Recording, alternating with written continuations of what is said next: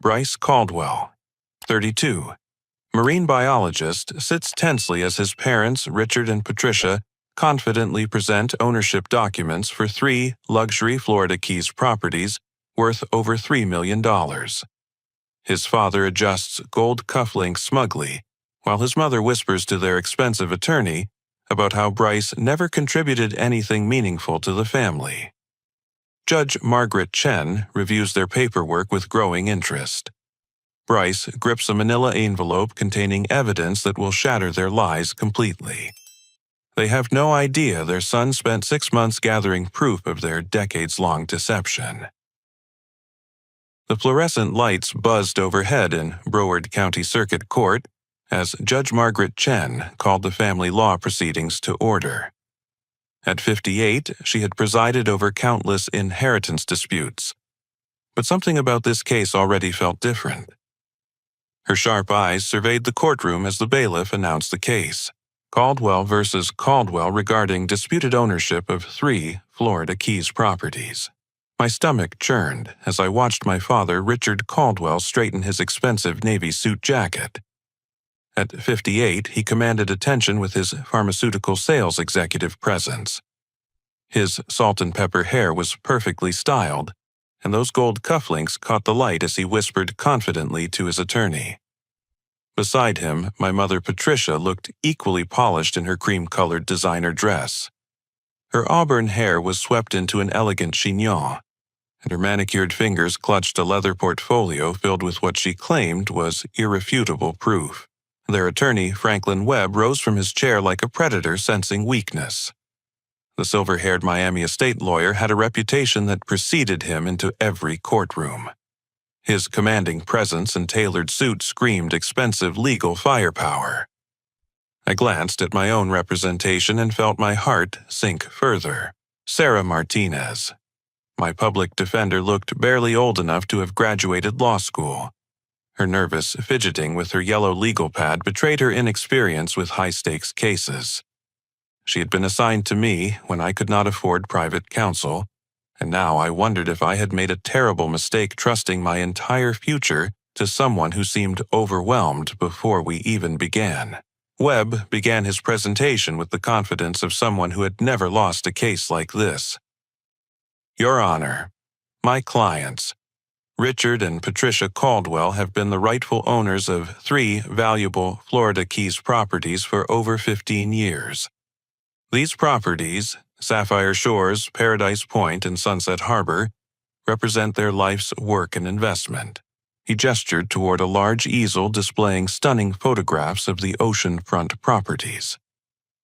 Sapphire Shores gleamed white against turquoise waters, its massive windows reflecting the Caribbean sun. Paradise Point showcased a luxury fishing lodge with private boat slips and manicured tropical landscaping. Sunset Harbor's beachfront estate featured a private dock stretching into crystal-clear waters where colorful fish swam beneath the surface. These are not just houses, Your Honor. Webb continued, his voice carrying the weight of absolute certainty. These are substantial assets requiring sophisticated management, significant financial resources, and responsible oversight.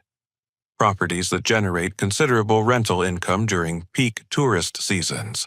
My mother, Patricia, took the witness stand with the grace of someone accustomed to being the center of attention. Her background as a former real estate agent served her well as she spoke about property values, market trends, and management responsibilities. She painted herself as the devoted caretaker of valuable family assets. We have maintained these properties for 15 years. Your Honor, she said, her voice carrying just the right amount of maternal concern. We have paid taxes, insurance, maintenance costs, hurricane repairs. We have hosted family gatherings, community events, and charitable fundraisers. These properties are woven into the fabric of our lives and our community standing. Then came the character assassination that made my blood run cold. Our son, Bryce, has always been— She paused, as if searching for diplomatic words, different. He chose to waste his education studying marine biology instead of pursuing a stable career that could contribute to society.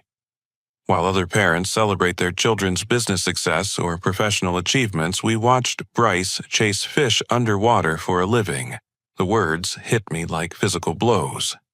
My father nodded solemnly from his seat, playing the role of the disappointed but loving parent.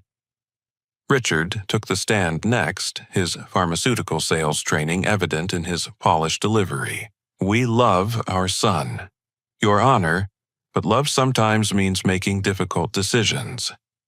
Bryce has never shown interest in property management or financial responsibility. His modest income as a marine researcher would barely cover the insurance costs on these properties, let alone the maintenance required for oceanfront real estate." Webb presented a parade of documentation that seemed ironclad. Deeds showing continuous ownership insurance policies in my parents' names, tax records spanning 15 years, maintenance receipts, rental agreements. Every piece of paper painted the picture of responsible property owners who had earned their assets through hard work and careful stewardship. Mrs. Dorothy Hazelton, an elderly neighbor from the Keys, testified with the conviction of someone stating obvious facts. "I have known Richard and Patricia as the property owners for over a decade," she said firmly. "They have been wonderful neighbors, contributing members of our community. They host the annual Coral Reef fundraiser at Sapphire Shores, and their Christmas party at Paradise Point is a tradition everyone looks forward to." Webb's presentation painted me as an ungrateful son, harboring grandiose expectations about property I had never earned or maintained. He emphasized my modest income, my unconventional career choice, my apparent lack of interest in the family's financial affairs. According to their narrative, I was a dreamer who spent my days underwater studying coral reefs, while responsible adults managed the real world above the surface. "Your Honor," Webb concluded, "this case represents a fundamental question about property rights and family responsibility. My clients have invested their time, money, and energy into maintaining these valuable assets for 15 years. They have built relationships within the community, contributed to local charities, and demonstrated the kind of responsible stewardship these properties require." He gestured toward me with what appeared to be sympathetic concern. "While we understand that family disputes can be emotionally charged, the law must be based on facts, documentation, and evidence of actual ownership. The evidence clearly demonstrates that Richard and Patricia Caldwell are the rightful owners of these properties, and any claims to the contrary are simply unsupported by the legal record." My parents exchanged a look of quiet satisfaction as Webb returned to his seat. Patricia reached over and squeezed Richard's hand, and for a moment they appeared to be loving parents forced into an unfortunate legal battle with their misguided child. The performance was flawless, and I could see that even Judge Chen appeared impressed by the thoroughness of their case. Sarah Martinez rose unsteadily, her inexperience evident in every movement. She had warned me that we faced an uphill battle against such overwhelming documentation and professional legal representation. As I watched my parents' confident expressions, I understood that they believed they had already won, but they had no idea about the manila envelope in my hands or the 6 months of investigation that had led me to this moment. They had no idea that their perfectly crafted performance was about to crumble under the weight of truth they thought they had buried forever. The envelope felt heavy with the weight of justice waiting to be served. Sarah Martinez stood slowly, her hands trembling slightly as she arranged her notes on the podium. Despite her nervous energy, there was something determined in her young face that gave me hope. She might be inexperienced, but she believed in our case with the passion that only comes from witnessing real injustice. "Your Honor," she began, her voice gaining strength with each word. "The opposing counsel has presented an impressive collection of documents. However, documentation can be misleading when it is built upon a foundation of deception and manipulation." She held up a folder containing what appeared to be ancient legal papers.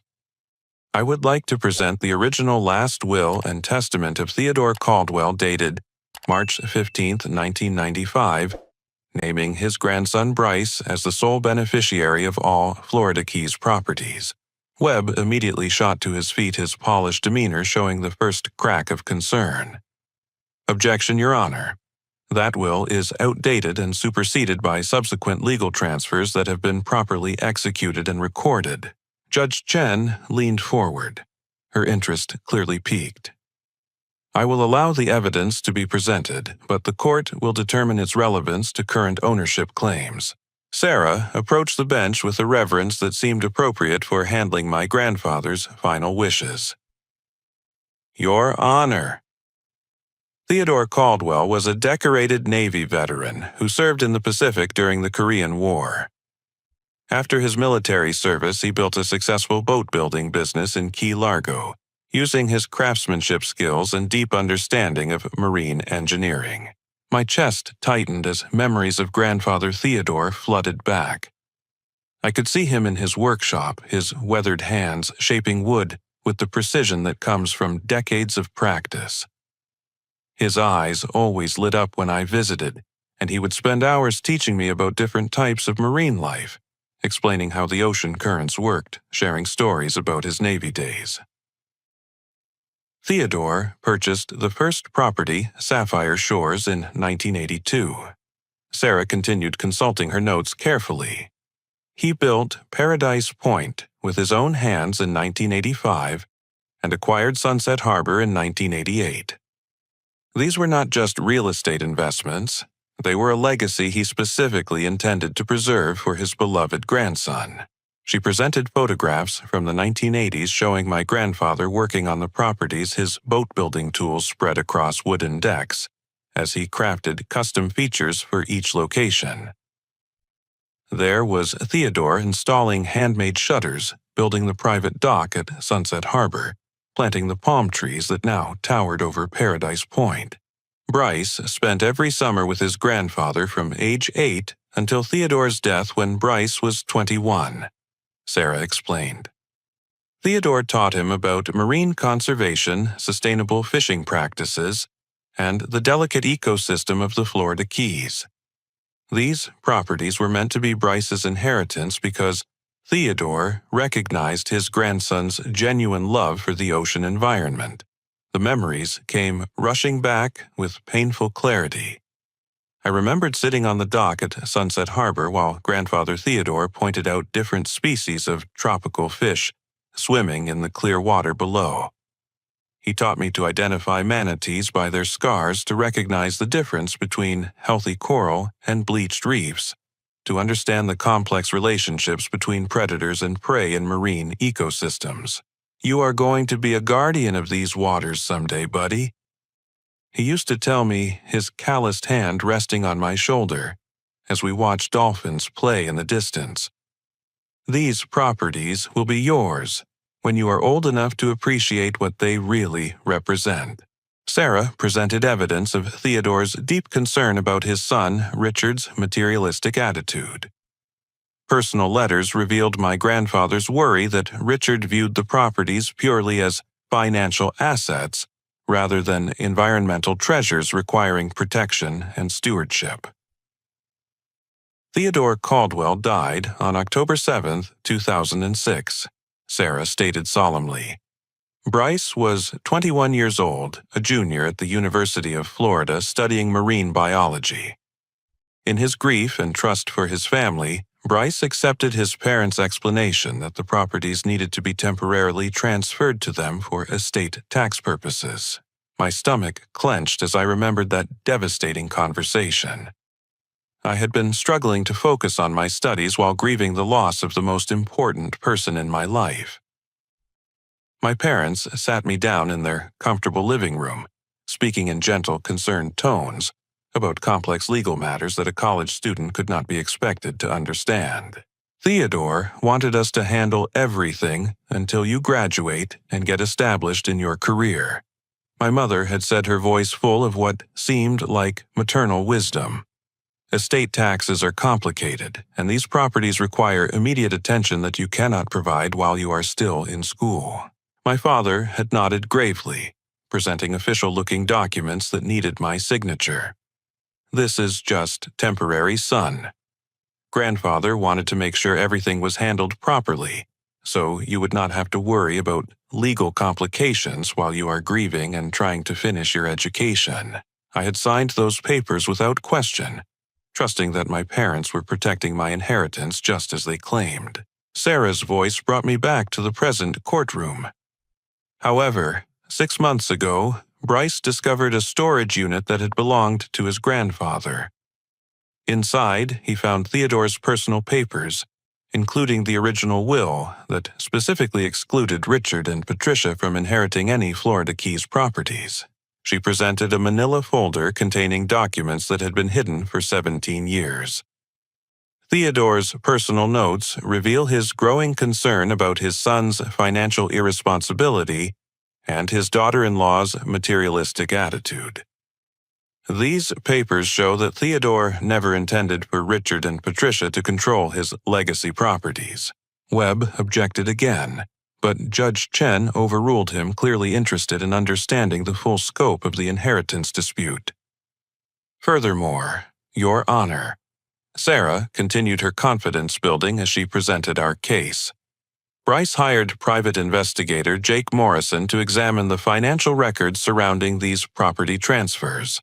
A distinguished man in his 50s rose from the gallery. Jake Morrison had the bearing of someone who had spent decades solving financial crimes for law enforcement. His methodical approach to investigation had uncovered details that made my parents' deception even more devastating. Mr. Morrison discovered evidence of systematic signature forgery spanning over a decade, Sarah announced. Handwriting expert Dr. Amanda Foster has analyzed 18 separate legal documents and found clear evidence that Bryce's signature was forged on property transfers, loan applications, insurance policies, and tax documents. The revelation hit the courtroom like a physical force. Judge Chen's eyebrows raised as she studied the handwriting analysis reports. My parents maintained their composure, but I could see tension building in my father's jaw and my mother's white-knuckled grip on her leather portfolio. The investigation also revealed that Richard and Patricia used Bryce's social security number and credit information without his knowledge or permission. Sarah continued. They secured multiple loans against the properties using Bryce's identity, destroying his credit rating and preventing him from obtaining student loans for graduate school. The pieces of my troubled financial history suddenly formed a clear picture. All those loan rejections, all those credit card denials, all those times I had wondered why my financial life seemed cursed with inexplicable complications. My parents had known the truth all along, watching me struggle while they benefited from my destroyed credit. While Bryce worked 3 jobs to pay for college and graduate school, Sarah stated, her voice carrying growing indignation. Richard and Patricia were collecting over $50,000 annually in rental income from properties that legally belonged to their son. Dr. Amanda Foster, the handwriting expert, presented her analysis with scientific precision. The forged signatures were clear once you knew what to look for. Slightly different pressure patterns, inconsistent letter formations, telltale signs that someone was copying rather than naturally writing. In conclusion, Your Honor, Sarah said, gathering momentum, the evidence clearly shows that Bryce Caldwell is the rightful owner of these properties according to his grandfather's original will, and that Richard and Patricia have been systematically defrauding their own son for over a decade.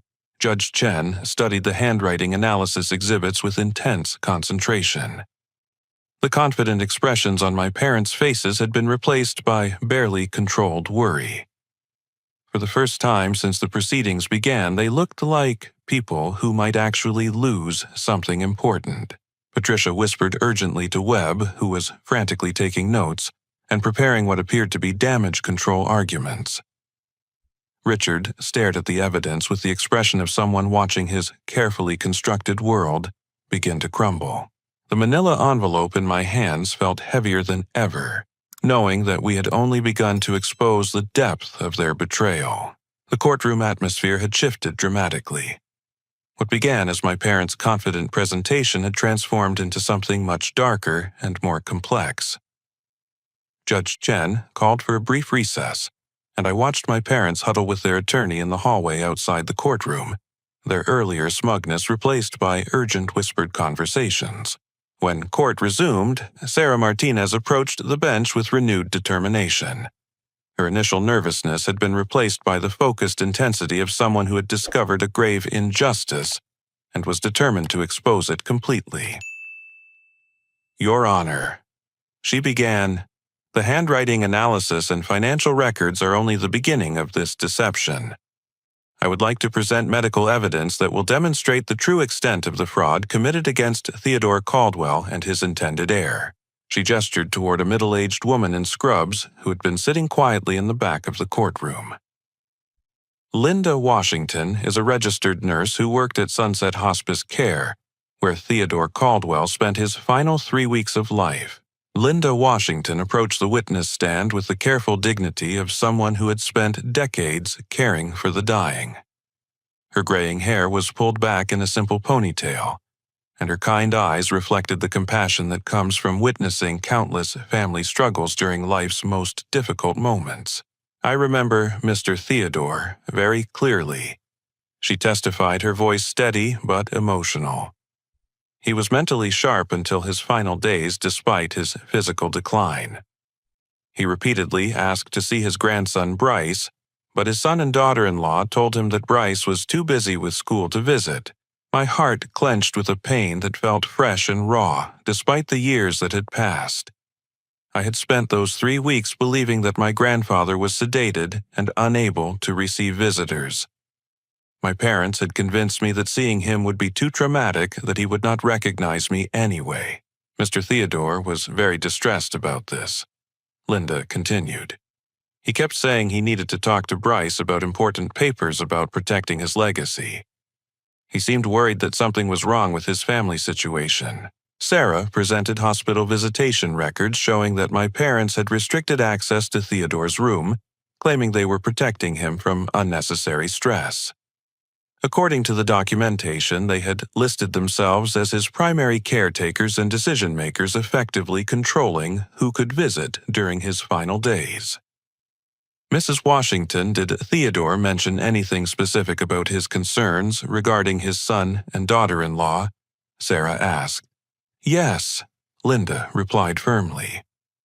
"He told me that Richard had been asking questions about his financial accounts and property deeds.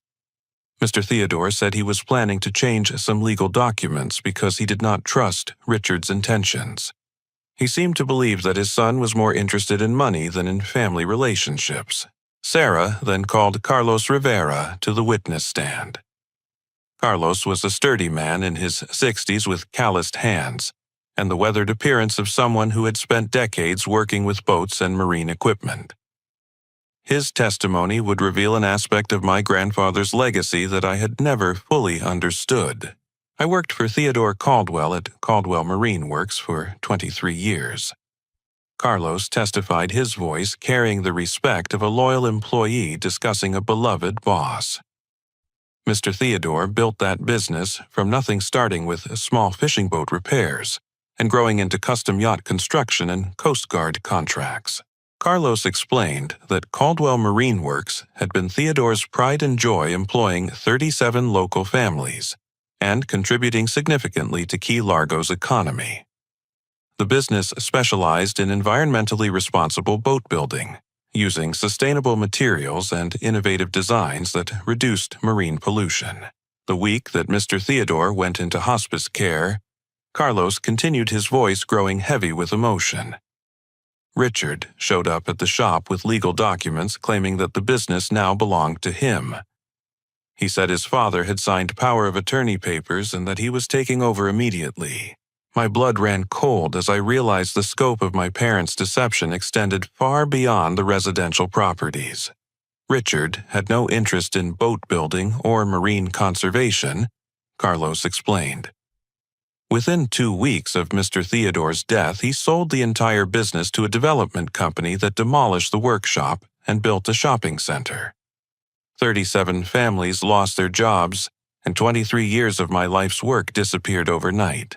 Sarah presented documentation showing that my parents had used a forged power of attorney to sell Caldwell Marine Works for $1.2 million just days after my grandfather's death. The money had been immediately used to pay off substantial personal debts that Richard and Patricia had accumulated through years of living beyond their means. Carlos. Sarah asked gently, what was Theodore's attitude toward environmental conservation? Everything Mr. Theodore did was about protecting the ocean, Carlos replied with conviction. He refused contracts with companies that polluted marine environments. He donated money to coral reef restoration projects. He taught local kids about sustainable fishing practices. He always said the ocean was not something you own, but something you protect for future generations. The contrast between my grandfather's values and my parents' actions was becoming devastatingly clear. While Theodore had built a business that supported local families and protected marine environments, Richard and Patricia had destroyed that legacy for immediate financial gain. Linda Washington returned to the witness stand to deliver the most shocking testimony of all. On Mr. Theodore's final day, she said, her voice barely above a whisper, he asked me to give a specific message to his grandson. He was very weak, but he was completely lucid and determined. He said to tell Bryce that the important papers were hidden in the blue tackle box and that Richard could not be trusted with the family legacy. Sarah presented Theodore's handwritten letter found in the blue tackle box 6 months ago. Judge Chen read the letter silently, her expression growing increasingly grave as she absorbed my grandfather's final words. Your Honor, this letter reveals that Theodore suspected his son of financial manipulation and was planning to change his will to ensure that Richard and Patricia could never control the family properties, Sarah explained. Theodore died before he could make those changes, but his original will stands as clear evidence of his intentions. The letter contained devastating details about my grandfather's growing awareness that Richard was intercepting his mail, monitoring his phone calls, and pressuring him to sign financial documents. Theodore had planned to remove Richard from all legal papers and establish a trust that would protect the properties from anyone who might exploit them for profit. Furthermore, Sarah announced, the medical records show that Theodore's heart medication was irregularly administered during his final week at hospice. While Richard and Patricia had claimed they were helping ensure he received proper care, the nursing staff noted several instances where his medication schedule was disrupted by family interference. The implication hung heavy in the courtroom air.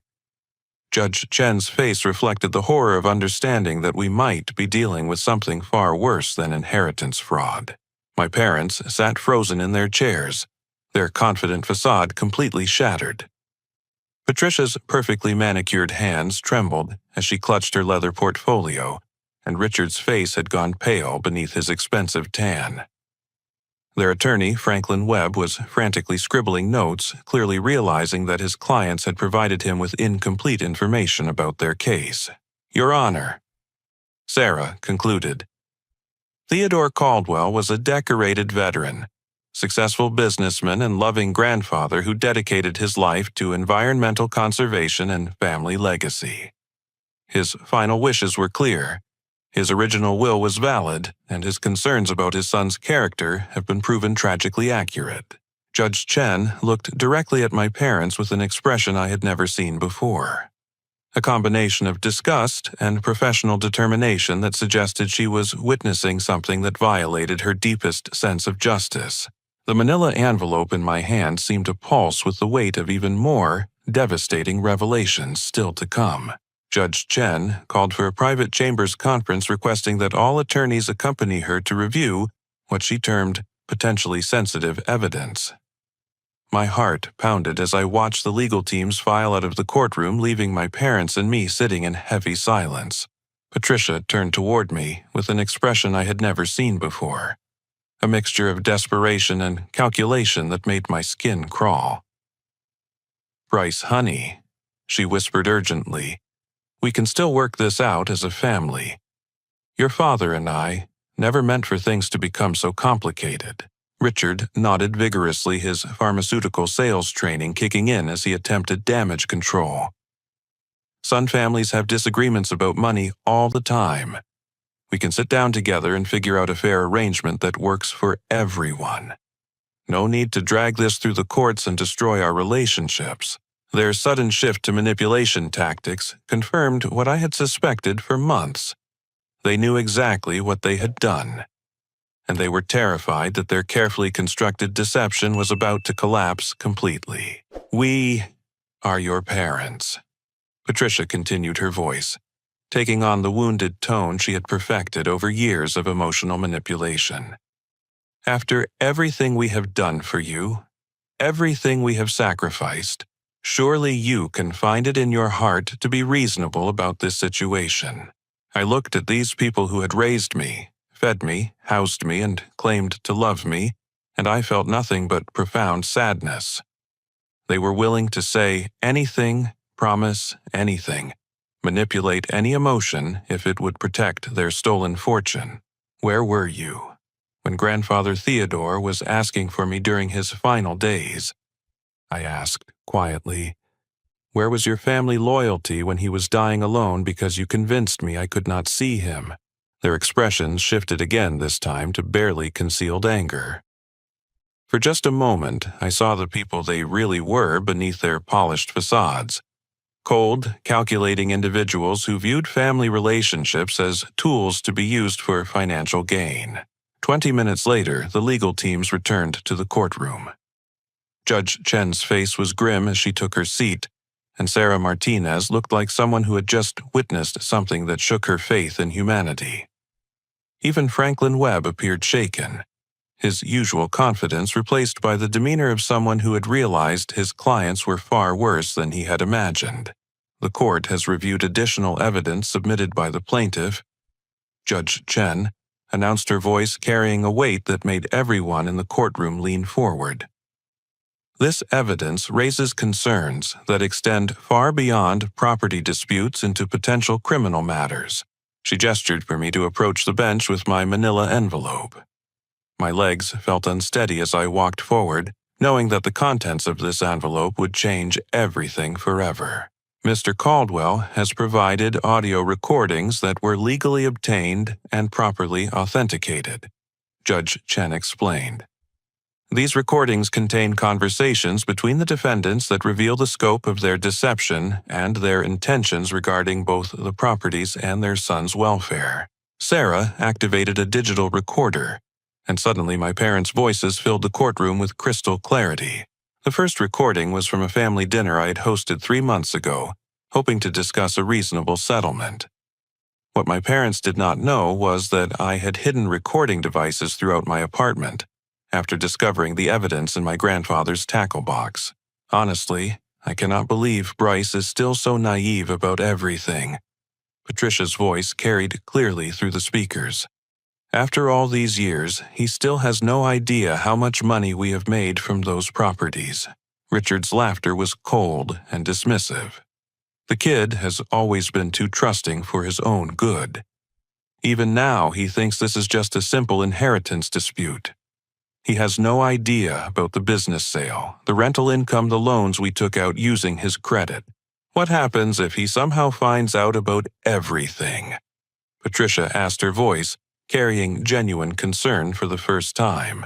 "He will not find out," Richard replied confidently. "And even if he did, who would believe him over us? We have 15 years of documentation showing ownership. He is just a broke marine biologist with no resources to fight us." The courtroom was dead silent as these words sank in. My parents sat frozen, staring at the recording device as if it were a poisonous snake. But the recording continued, revealing conversations that were far more sinister than simple financial fraud. "I have been researching accident statistics in the Florida Keys," Patricia's voice continued. "Did you know that there are over 200 diving accidents in these waters every year? Many of them involve experienced divers who simply disappear and are never found. Richard's response made my blood turn to ice. Bryce spends so much time diving alone around those reefs. It would be tragic if something happened to him, but not entirely unexpected given the risks involved in marine research.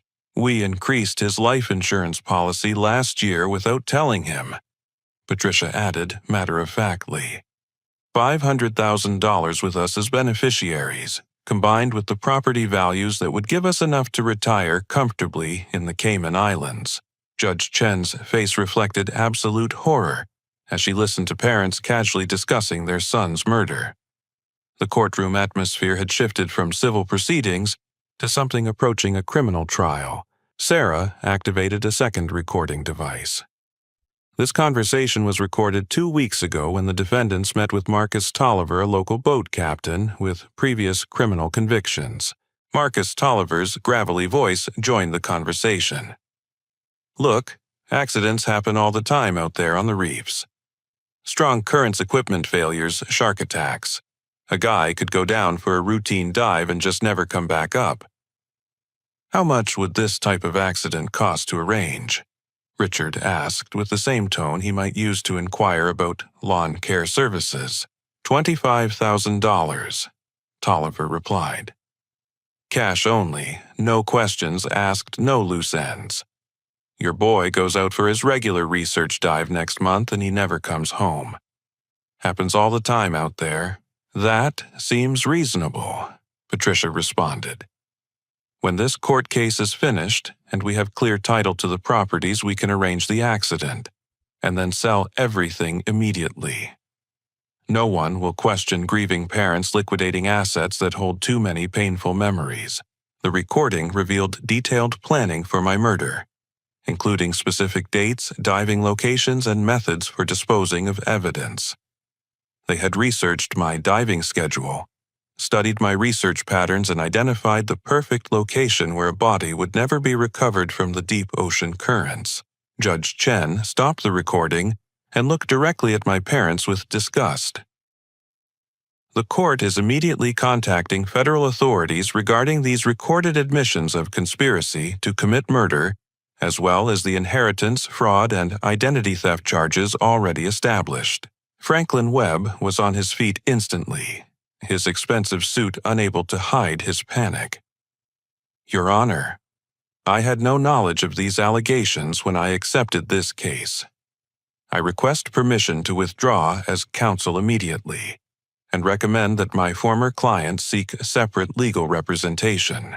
2 federal marshals entered the courtroom as if on cue. Judge Chen had clearly made arrangements during the Chambers conference to have law enforcement standing by. Richard and Patricia Caldwell, you are under arrest for conspiracy to commit murder, inheritance, fraud, identity theft, and elder abuse. The lead marshal announced, reading their rights as handcuffs clicked into place. My mother's carefully constructed facade crumbled completely as she realized the magnitude of their situation. This is ridiculous, she screamed, her voice breaking with desperation. He is our son. We would never hurt our own child. But the recordings spoke for themselves, revealing the cold calculation behind their loving parent performance. Richard maintained his composure better, but his face had gone ashen as he understood that his freedom, his reputation, and his stolen fortune were all about to disappear forever. As my parents were led away in handcuffs, Judge Chen turned to me with an expression of profound sympathy mixed with professional determination. Mr. Caldwell, this case will be continued pending the criminal investigation, she announced. However, based on the evidence presented today, the court is issuing a preliminary injunction, freezing all assets connected to the disputed properties until ownership can be properly established. The manila envelope that had felt so heavy in my hands was now empty, its contents having exposed a conspiracy that reached far beyond simple inheritance disputes into the darkest corners of family betrayal. But as I watched my parents disappear through the courthouse doors, I knew that justice was finally beginning to unfold. The arrest of my parents sent shockwaves through the Key Largo community that extended far beyond anything I had anticipated. Within hours, local news crews were broadcasting footage of Richard and Patricia being led away in handcuffs, and by evening the story had been picked up by national media outlets. Florida Keys, inheritance murder, plot rocks, tight-knit community, read the headlines accompanied by photographs of the beautiful properties that had become the center of such devastating family betrayal. 3 days after the arrests, I received a call that would change everything again. Agent Dana Rodriguez from the FBI Financial Crimes Division requested a meeting at the federal building in Miami. Her voice carried the professional gravity of someone who had uncovered something significant. Agent Rodriguez turned out to be a sharp-eyed woman in her early 40s, with the focused intensity of someone who had spent years tracking financial criminals. Her office walls displayed commendations for cases involving elder fraud and veteran abuse, and I immediately understood that my family's case had fallen into the hands of someone who took these crimes personally. Mr. Caldwell. She began spreading a thick file across her desk. Your parents' arrest has opened a much larger investigation than we initially anticipated. The evidence you provided has helped us connect Richard and Patricia to a sophisticated fraud network that has been targeting elderly veterans across multiple states. She showed me photographs of other families, other victims, other stories of inheritance theft that followed patterns remarkably similar to what had happened to my grandfather. The scope of the conspiracy was staggering. Your father's pharmaceutical sales job gave him access to medical information about elderly patients throughout Florida, Georgia, and Alabama, Agent Rodriguez explained. He identified military veterans with valuable properties who were experiencing health declines or family isolation. Your mother's real estate background provided the technical knowledge needed to execute complex property transfers. The investigation had uncovered a network of corrupt attorneys, notaries, and medical professionals who worked together to systematically defraud veterans and their families. They produced fake wills, forged powers of attorney, and created false medical incompetency declarations that allowed them to steal millions of dollars in veteran assets. We have identified 15 families who experienced inheritance theft using methods identical to what happened to you, Agent Rodriguez continued. In several cases, the elderly veterans died under suspicious circumstances after threatening to expose the fraud just like your grandfather. She presented photographs of Frank Garrison and William Burke, two of my grandfather's Navy buddies, who had also lost waterfront properties in the Keys through similar manipulation tactics. Both men had tried to fight the fraud, but died before they could complete legal proceedings to recover their stolen assets. Frank Garrison lost his Marathon property when your parents convinced him to sign a temporary power of attorney for medical reasons, Agent Rodriguez explained. After Frank died, the property was immediately sold to a development company for far below market value. His children received nothing. William Burke's fishing business in Islamorada was taken the same way.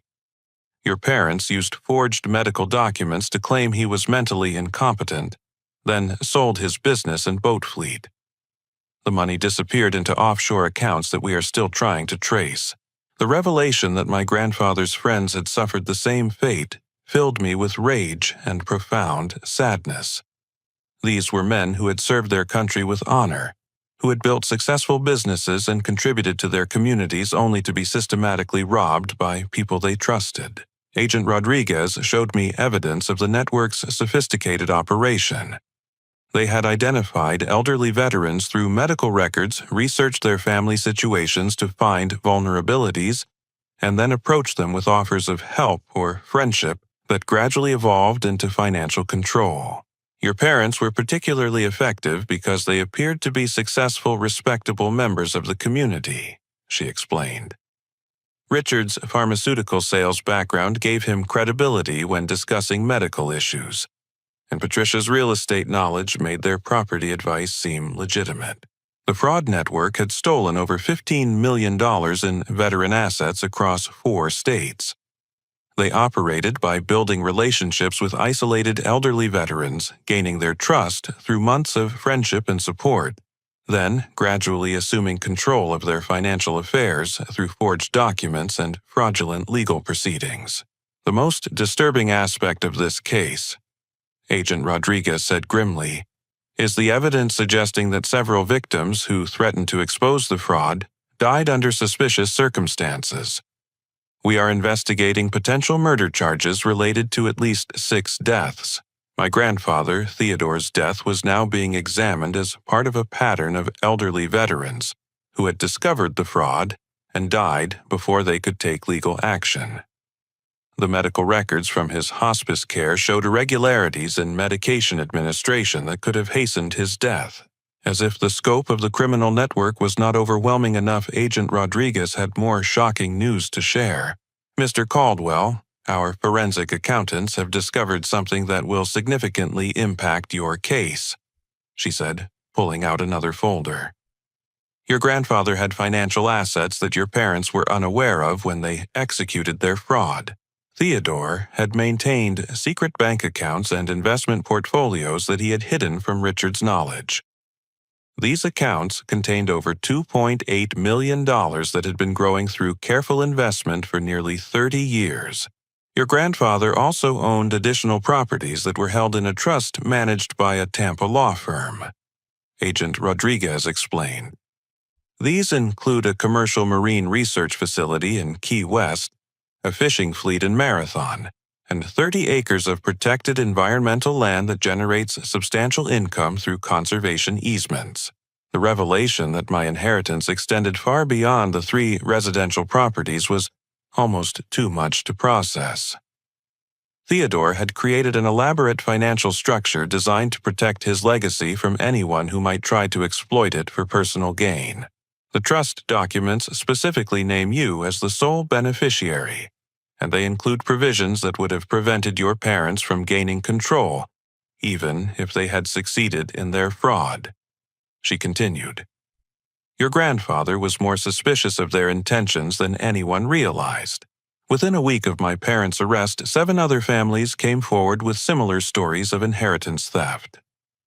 The media attention had encouraged other victims to contact authorities, and the FBI was building cases that could result in dozens of additional criminal charges. The Key Largo community, which had initially viewed my parents as respectable property owners, was now grappling with the realization that they had been deceived by master manipulators. Neighbors who had attended Patricia's charity fundraisers and Richard's community events were horrified to learn that the money had been stolen from military veterans and their families. Mrs. Dorothy Hazelton, the neighbor who had testified on my parents' behalf, visited me personally to apologize for her unwitting participation in their deception. They seemed like such good people, she said tearfully. They hosted beautiful parties and donated money to local charities. I had no idea that everything was built on lies and stolen money. The federal investigation expanded rapidly as more evidence emerged. International law enforcement was tracking offshore accounts in the Cayman Islands and Switzerland, where the network had been moving stolen money. Additional arrests were made as corrupt attorneys and notaries were identified and charged. Judge Chen expedited the civil proceedings to return the fraudulently obtained properties to their rightful owners. The evidence of my parents' criminal conspiracy had eliminated any question about the legitimacy of their ownership claims. As I stood on the dock at Sunset Harbor for the first time as the legal owner, I felt a complex mixture of justice and grief.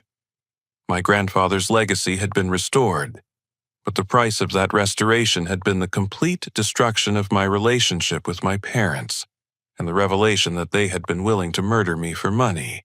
The properties were more beautiful than I remembered, but they were forever marked by the knowledge of what my family had been willing to do to possess them.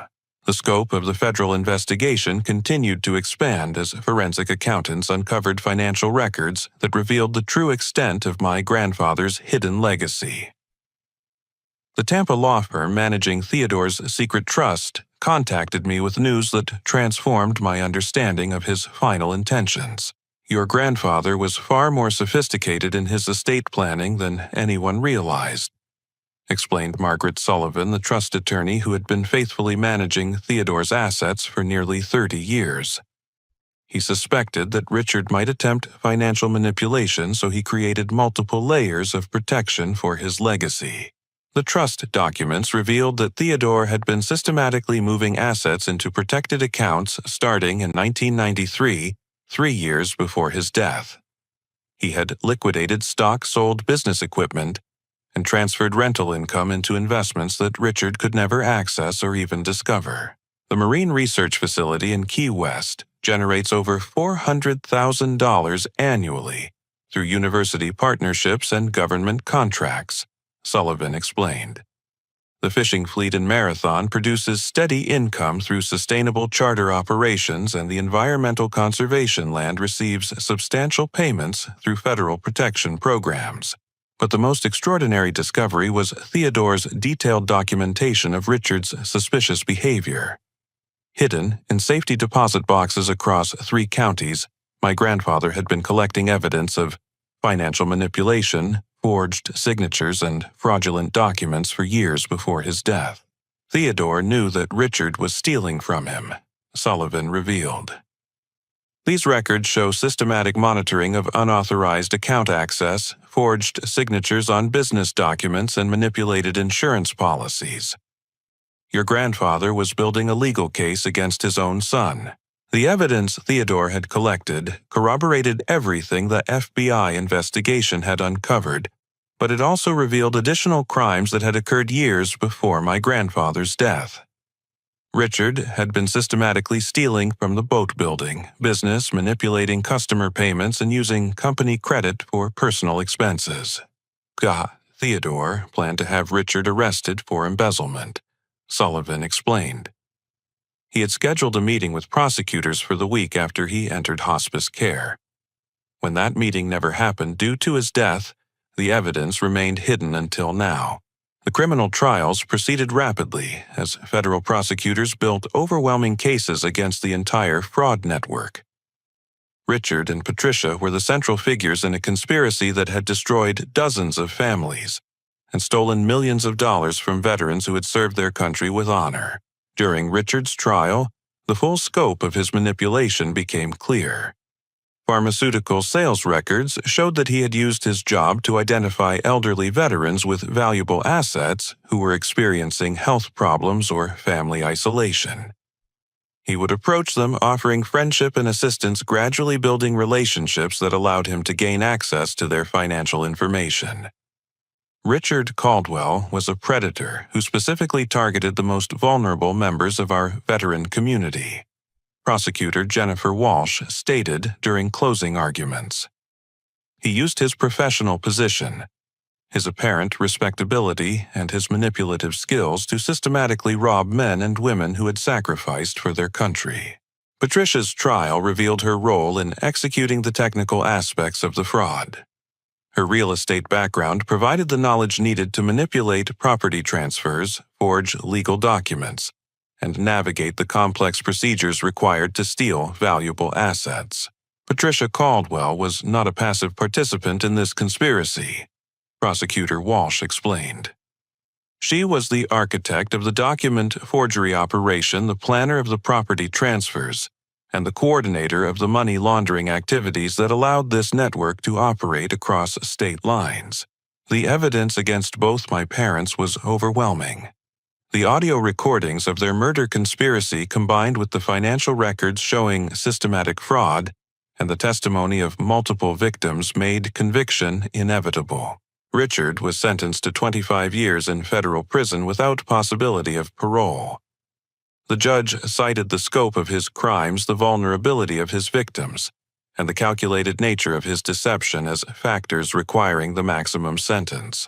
Patricia received 22 years in federal prison, also without parole. Her sentence reflected her central role in the document forgery operation and her participation in the conspiracy to murder me. 18 additional defendants were convicted on related charges, dismantling the entire fraud network that had operated across 4 states for over 2 decades. Corrupt attorneys lost their licenses, notaries were criminally prosecuted, and medical professionals faced charges for their participation in fraudulent competency evaluations.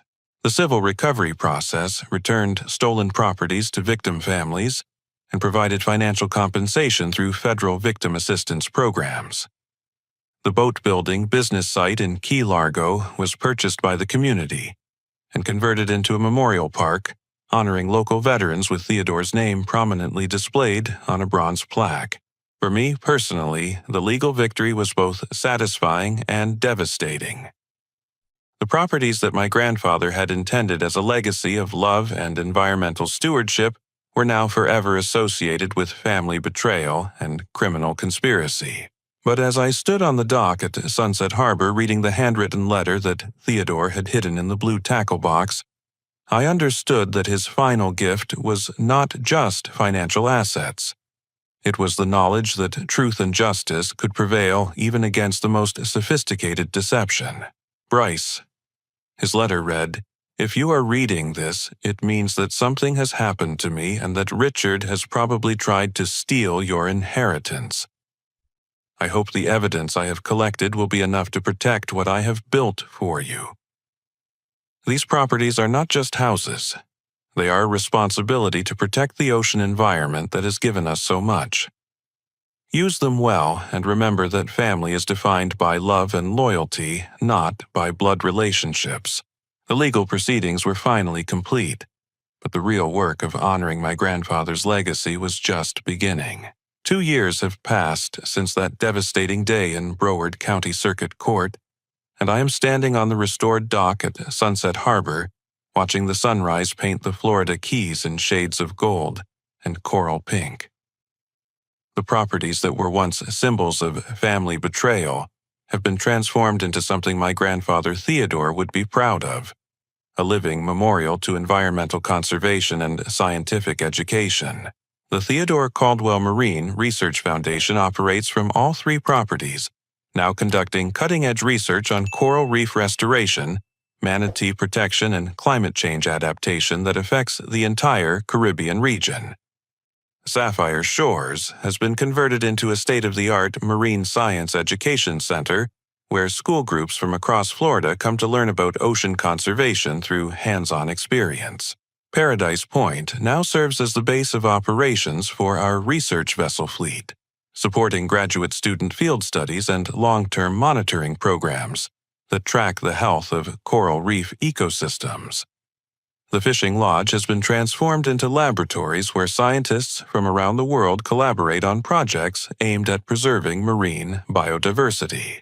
Here at Sunset Harbor, we maintain the foundation headquarters, along with Theodore's restored boat-building workshop, which now serves as both a museum displaying his craftsmanship and an active education center where local students learn traditional marine trades alongside modern conservation techniques.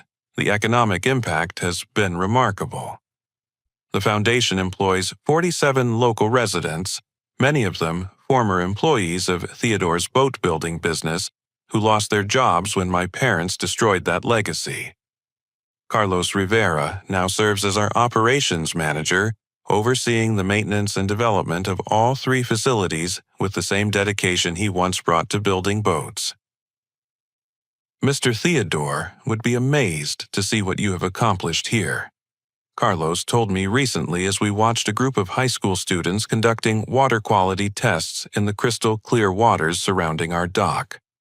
This is exactly what he dreamed of when he used to talk about protecting these waters for future generations. My personal life has found stability and happiness that I never thought possible during those dark months when I was fighting for my inheritance and my life. Dr. Elena Vasquez joined our research team 18 months ago as a marine conservationist specializing in coral reef restoration, and our professional partnership evolved into a romantic relationship built on shared values and genuine love. Elena understands my complicated family history without judging me for the actions of people who share my DNA, but not my character. She has helped me work through the trauma of discovering that my parents were willing to murder me for money, and she has supported my journey toward forgiveness, not for their sake, but for my own peace of mind. Family is what you build through love and shared values.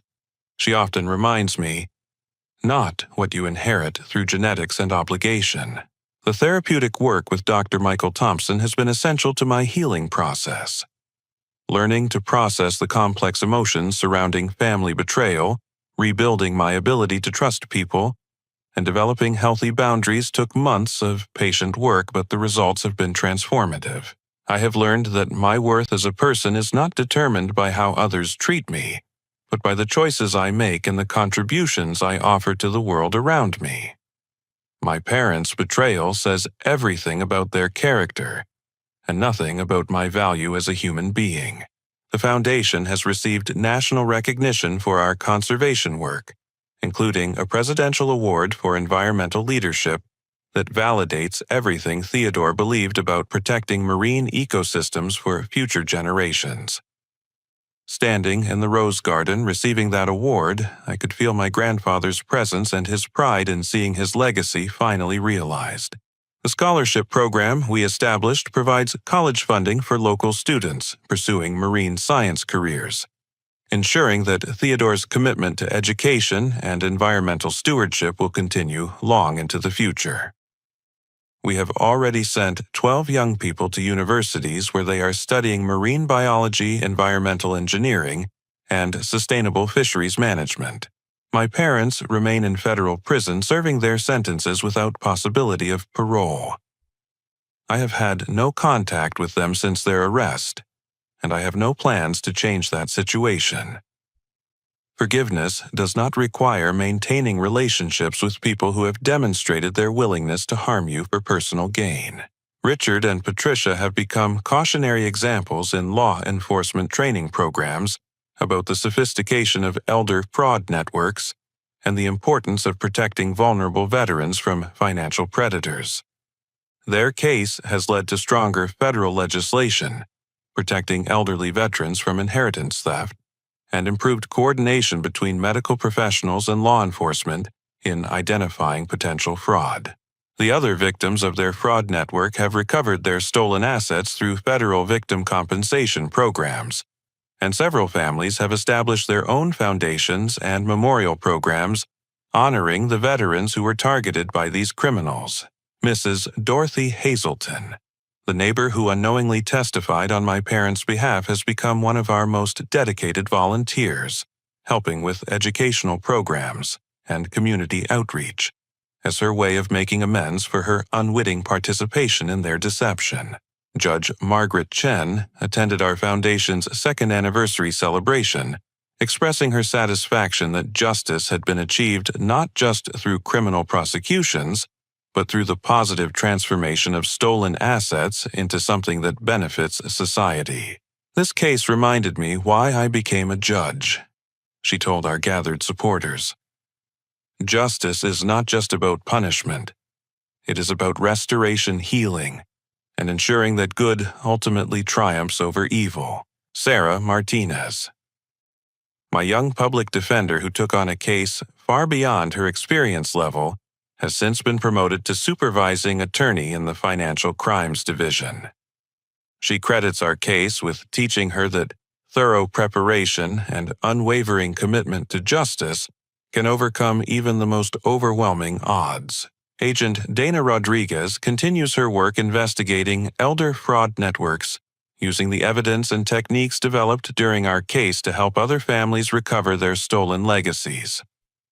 She has become a frequent speaker at veteran organizations, teaching families how to protect themselves from inheritance fraud. The blue tackle box where Theodore hid his evidence now sits in a place of honor in our Foundation Museum, a reminder that truth has power, even when it is hidden for years.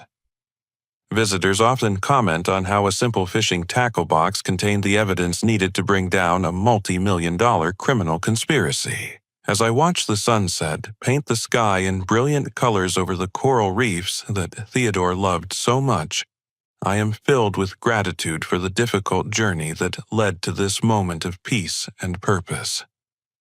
The betrayal that could have destroyed me instead became the catalyst for building something meaningful and lasting. The pain of losing my family was real and devastating, but it taught me the difference between relatives who share your blood and family who share your values. The research team, community supporters, and conservation partners who work alongside me every day represent the true meaning of family. People who lift each other up, support each other's dreams, and work together towards something greater than individual gain. Theodore's final letter contained a truth that I carry with me every day. Remember that family is defined by love and loyalty, not by blood relationships. The ocean does not belong to us. We belong to the ocean, and our job is to protect it for those who come after us. Every morning, when I watch the sun rise over waters that Theodore loved and protected, I am reminded that true legacy is not measured in dollars or property values, but in the positive impact we have on the world and the values we pass on to future generations. The Florida Keys Marine Research Foundation stands as proof that even the most devastating betrayal can be transformed into something beautiful and meaningful when we choose love over hatred, forgiveness over bitterness, and service over selfishness. My grandfather's legacy lives on, not just in the properties he left me, but in every coral reef we restore, every student we educate, and every family we help understand that the ocean is a treasure worth protecting for generations yet to come. Have you ever experienced a situation where you discovered that people you trusted were not who you thought they were? How did you find the strength to move forward and rebuild your life? I would love to hear your stories of overcoming betrayal and finding your own path to healing and purpose. If this story resonated with you, please like this video to help others find it when they need encouragement. Subscribe to our channel for more stories about justice, family relationships, and finding strength during life's most difficult challenges. Share this video with anyone who might benefit from knowing that truth and justice can prevail, even against overwhelming odds. Thank you for taking this journey with me, and for supporting the important work we do here in the Florida Keys. Remember that your worth is not determined by how others treat you, but by the love and kindness you bring to the world. Until next time, keep fighting for truth and never give up hope that justice will ultimately prevail.